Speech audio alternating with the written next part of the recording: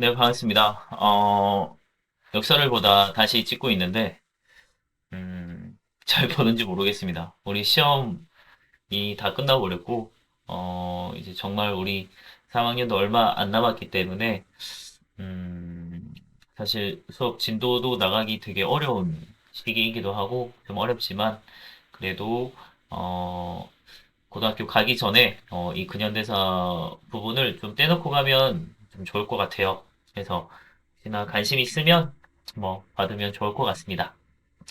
저번 시간에 우리가 흥선대원군에 관해서 한번 봤었고, 오늘은 이제 고종이 이제 친정을 하기 시작하면서 나타난 상황을 한번 보려고 합니다.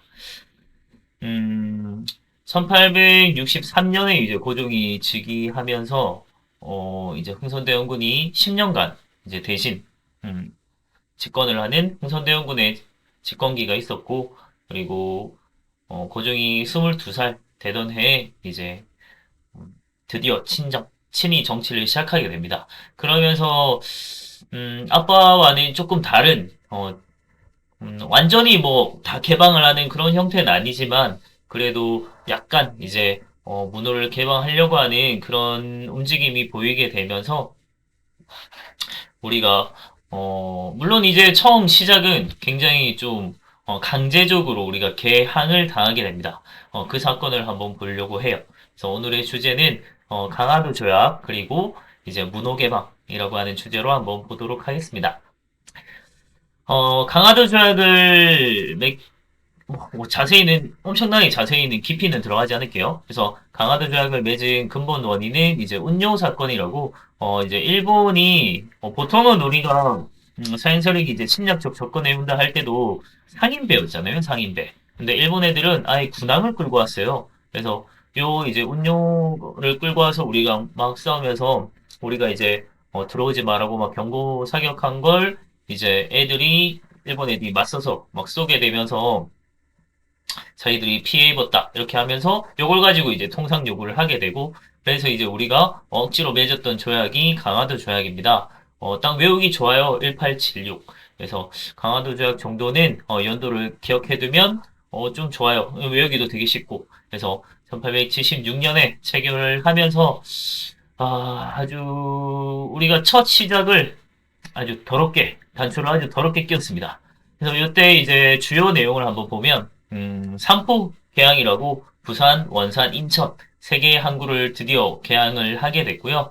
그리고 그 내용이 아주 불평등한 내용인데 일본이 사실은 미국한테 그대로 당했던 걸 우리한테 똑같이 하게 돼요. 그래서 그 부분들을 한번 좀 보겠습니다. 그래서 치외 법권이라고 다스리는 영역 밖에 법권을 인정한다는 겁니다. 그러니까 예를 들어서 일본 애가 우리한테 와서 사고를 쳤는데 그러면 우리가 재판을 하고 처벌하는 게 아니고 일본 애들이 지들이 재판 열어서 알아서 처벌하는 그런 상황이에요.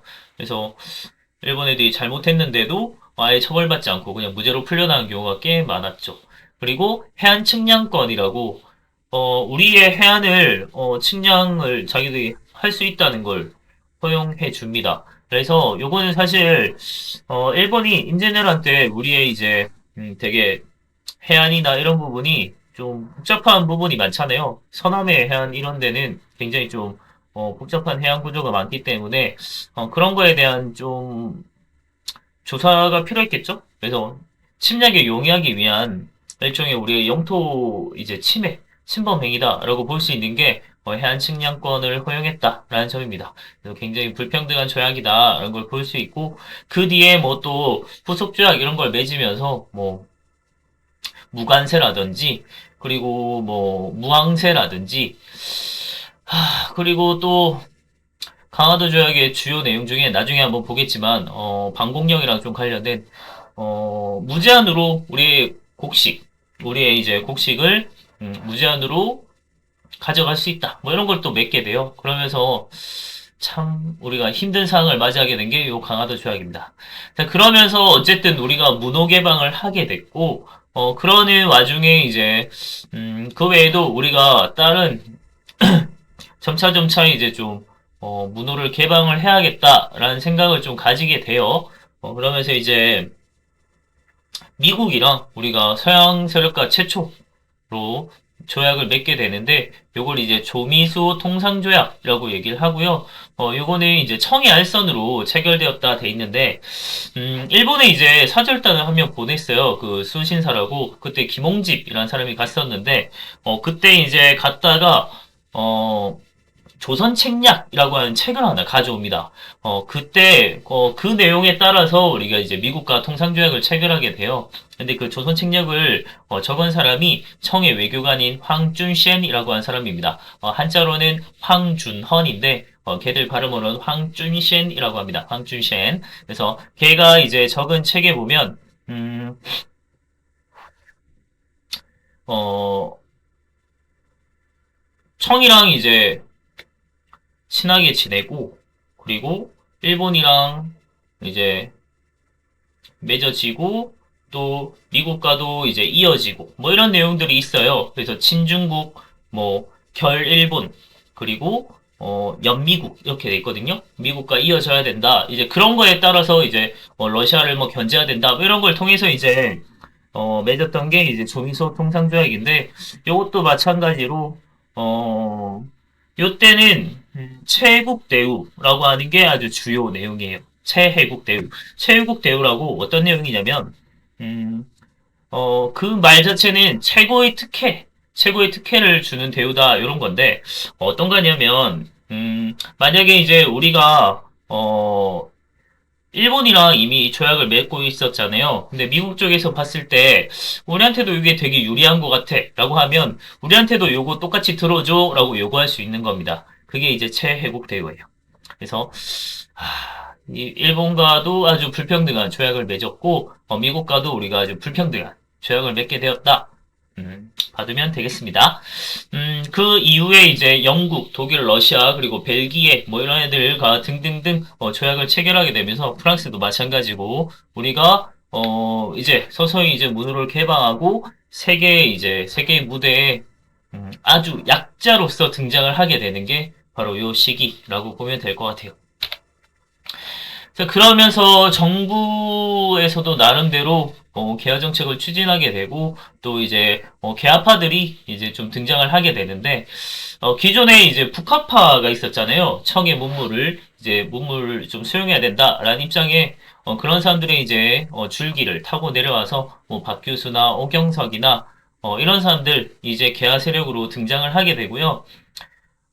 앞서 얘기했던 수신사가 이제 강화도 조약 체결 후에 뭐 김기수나 김홍집 그런 사람들이 이제 파견되면서 일본에 이제 문물이나 이런 것들을 좀 보러 가죠. 그러면서 개화 정책도 추진하게 됐는데 개화 정책 추진 기구로 통리기무 아문이라고 하는 걸 설치했고요. 요때 이제 아문이라고 하는 거는 기구다 이런 뜻입니다. 그래서 통리기무라고 하는 기구 아문을 설치했다라고 보면 되고 일본의 메이지 유신이 엄청난 이제 문명 개화론이라고 한 거에 따라 서양의 문물 제도를 다 받아들이는 거였죠. 그래서 정말 본받자 이런 걸로 해서 일본이 빠르게 근대화를 하게 되는데 그 성과를 이제 시찰하러 보내기 위해서 조사 시찰단이라는 거 한 걸 보냈고요. 청에도 보냅니다. 그래서 청은 좀 일본이랑 개혁의 방향이 좀 달랐어요. 일본은 이제 완전히 문물 제도를 다 받아들이는 입장이라면 청 같은 경우는 이제 동도서기론이라고 해서 정신은 동양이 그대로 두고 서양의 기술, 뭐 무기나 이런 거를 받아들이자 이런 거예요. 그래서 동도서기론에 따라 청은 이제 서양의 무기나 뭐 기술이나 이런 것들을 좀 받아들이는 입장이었는데 그런 것들의 성과는 또 어떠한가 이런 거에서 또 영선사라고 한 걸 보냈고요. 우리가 또 최초로 미국에도 사절단을 보냅니다. 그게 이제 보빙사라고 하는 사람들이 있었고, 그 사람들이 이제 미국에 가서 뭐 대통령을 만나기도 하고, 막 이러면서, 그 중에 이제 한 명이 남아서 그대로 이제 유학 생활을 해요. 그래서 우리나라 뭐 최초의 뭐 미국 유학생이다라고 볼 수 있는 게 육일준이라는 사람입니다. 나중에 그 조선 중립파론이라고 한번 얘기할 때 또 들어볼 거예요. 이제 그 사람도 막 갔었고, 그래서 이런 식으로 막 사절단을 보내면서 우리가 나름의 개화 정책을 추진하고 있었다라고 보면 되고요. 그리고 대표적인 요때 정책이라고 본다면 신식군대라고 해서 별기군이라고 하는 군대를 만듭니다. 그러니까 기존의 이제 구식군인들 말고 우리 막 퍼즐들 있잖아요. 그런 이미지 말고 신식 무기 그리고 신식 뭐 전법이나 이런 것들을 배운 이제 별난 무기를 가진 군대 이런 뜻이거든요. 별기군. 그래서 별기군이라고 하는 신식 군대가 설치됐습니다. 요것도 문제가 조금 있었던 게 사실 우리가 신식 무기나 이런 것들을 사실 교관이 필요하잖아요. 근데 한국인 당시 이제 한국인 아니죠. 조선인 교관은 조선인들은 그런 걸 이제 신식 무기나 이런 것들을 경험해보지 못했기 때문에 결국 이제 교관을 일본인으로 들여요. 그래서 이런 것들이 국민 감정에 조금 문제가 되면서 나중에 이제 별기군이 또 문제가 되기도 합니다. 자, 그런 식으로, 개화 정책에 좀, 개화를 당연히 좀 좋아하는 사람도 있겠지만, 반대하는 사람도 있을 거잖아요. 그래서 이런 사람들을 보통 위정척사파라고 합니다. 어, 바를 정자에 그릇될 사자라는 뜻이거든요. 그러니까, 바른 것은 우리가 지키고, 그리고 그릇된 것은 배척하자라는 뜻입니다. 배척, 척자가. 그래서 그런 건데, 그러니까 결국은 우리의 전통적인 유교 문화 이런 걸 이제 우리 전통을 지키고 서양의 것들 뭐 이런 것들을 배척하자라는 뜻이 이제 위정척사입니다. 그러니까 서양 일본 세력과의 접촉을 반대하고 전통적인 유교 문화를 지키려는 유생들의 운동이 위정척사 운동입니다. 이런 것들이 이제 맞물려서 부딪히게 되면서 여러 갈등을 좀 가져오게 됩니다. 위정척사 운동은 시기별로 조금 구분을 해두면 좋은데 1960년대에는 대표적인 인물이 이항로, 기정진 이런 사람이 있었고요. 이때는 통상을 반대하는 입장입니다. 그러니까 아직 우리가 개항을 하기 전이에요. 그런데 1870년대는 우리가 강화도 조약으로 어쨌든 개항이라고 하는 걸 억지로라도 하게 됐잖아요. 그래서 그거에 대한 반대 상소를 막 올리고 열심히 반대했던 인물은 체이켠이라고 하는 사람입니다. 그 다음 1880년대는 우리가 이제 미국하고 드디어 이제 조미소 통상조약을 맺었던 그 시기인데 그래서 그런 이제 개화 정책 그리고 이제 조선 침략이 막 조선에 들어오게 되면서 미국이랑 우리가 수교를 해야 된다 뭐 이런 이제 주장이 막 나오기 시작하니까 그거에 대한 반대하는 움직임이 나타나요. 그 대표적인 인물이 이제 이만손, 이제 홍제학 이런 사람이고 이 사람들을 중심으로 이제 영남의 만인이라고는 정말 많다는 뜻이죠. 영남의 많은 유생들이 집단 상소를 올려요. 그래서 이걸 영남 만인소 사건이라고 얘기를 하는 거고, 개화 정책에 대해서 굉장히 반대했던, 서양과 미국과 이제, 뭐 수교하고 이런 거에 대한 굉장히 반대했던 세력이, 요 당시 시기에 이제 위정척사파입니다. 그 다음 1890년대가 되면, 이게, 나중에 우리 한번 볼 텐데, 위정척사 운동 하던 사람들이 결국은 항일 의병투쟁까지 이어지게 됩니다. 그러니까 그 대표적인 인물이 유인석이고 의병장 활동하고 했던 인물입니다. 나중에 한번 보도록 하겠습니다. 그리고 위정척사 운동의 하나의 이제 음, 관련성이 있는 걸로 하나 볼 수 있는 게 바로 이모군란이라고 하는 겁니다. 이모군란은 자체는 사실 이제 직접적인 원인은 별기군과의 차별 대우 그리고 집권 세력의 부패 뭐 봉급을 횡령하고 막 이런 것들 때문에 구식군인들이 거의 뭐 1년 넘게 막 봉급을 못 받고 그래요. 그래서 그런 것들 때문에 이제 결국은 빡쳐서 일어났던 게 구식군인들의 난이거든요. 이모년에 일어난 구식군인의 난 이런 건데 요거는 단순하게 그냥 구식군인들이 자기들이 이제 봉급 뭘 못 받아서 일으킨 거다라고 보기에는 조금 더 이제 더 봐야 됩니다. 여기 보면 당시 이제 정부 고관, 그러니까 민시 세력들이 이제 엄청나게 많은 집권을 하고 있었는데 민시 세력들이 개화 정책을 막 추진하고 하면서 굉장히 부정부패나 이런 것들이 꽤 심했거든요. 그래서 그런 것들 때문에 불만도 있었고, 그래서 정부 고관의 집하고 일본의 공사관을 습격합니다. 그래서 요거는 이제 일본 그리고 별기군의 교관 막 이런 사람들 막 죽이고 해요. 네, 그런 것도 있었고 당시 이제 개화 정책을 추진하는 왕비까지 죽이려 합니다. 근데 요게 단순하게 구식군인들의 난만이 아니고 군식군인들이 막 들고 일어났을 때, 요 개화 정책에 반대하는, 정말 개화 정책 때문에, 엄청나게 이제 더 힘든 삶을 살아야 했던 많은 하층민들도 같이 가담을 하거든요. 그래서 이거는 단순하게 이제 구식군인들의 뭐 차별 대우에 대한 불만 이런 게 뿐만이 아니고 개화 정책을 반대하는 정치적인 이제 운동까지 같이 이어졌다 이렇게 봐야 되는 겁니다. 그래서 이제 이모군란은 위정척사 운동의 한 이제 같은 결이라고 보는 거죠.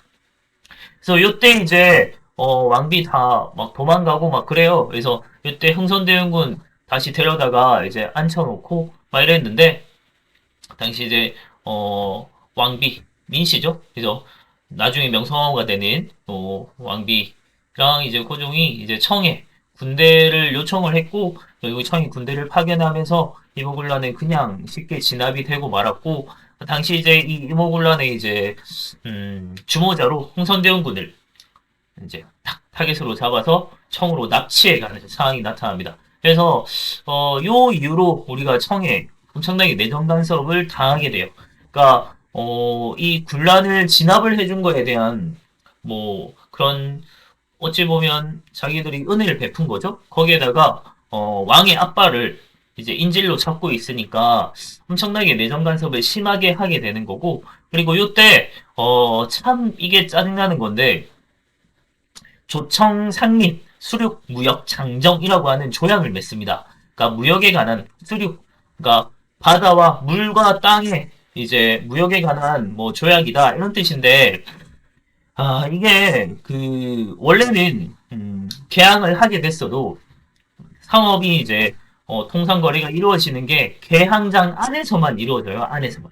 근데 조청상민 수륙 무역 장정의 주요 내용은 뭐냐면 물론 첫 번째는 조선이 청의 속국임을 다시 명시하고 있다. 이게 이제 첫 번째고요. 그리고 주요 내용 중에 하나가 내지 통상권이라고 안에 땅 안에까지 들어와서 상행을 할 수 있는 그걸 허용한다는 뜻이거든요. 내지 통상권. 이제 요걸 이제 허용해 주게 되면서 청의 상인들이 엄청나게 그냥 조선 전체에 할보하고 다닐 수 있게 되면서 우리가 우리 상인들이 엄청나게 피해를 보게 돼요. 그래서 정상민 수령 무역 장정 요거 꼭 기억해 두시고 요거 때문에 이제 일본한테 좀 무역에서 많이 밀렸던 청이 다시 주도권을 가져오게 됩니다. 그리고 일본과는 재물포 조약이란 걸 체결하게 되면서 공사관 습격한 거 그리고 뭐 교관 때려 죽이고 이런 거에 대한 이제 배상금을 지불하게 된다 하는 거 받으면 되겠습니다.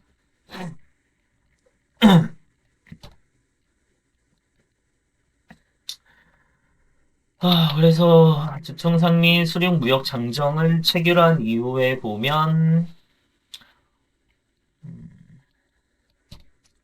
넘어가 될 것 같아요. 너무 많다.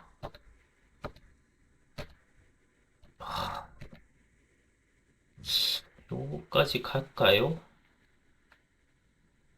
갑신정변까지 가기에는 너무 힘들 것 같고 오늘 요까지만 좀 끊겠습니다. 짧게 짧게 가도록 할게요.